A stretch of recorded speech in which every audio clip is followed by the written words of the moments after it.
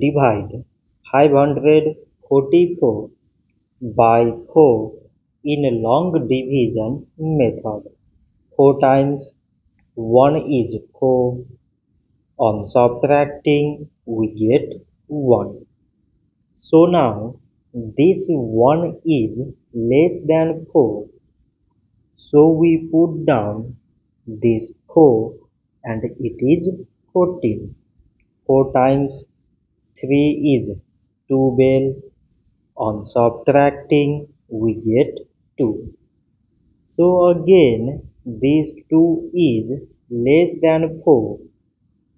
So we put down this 4 and it is 24.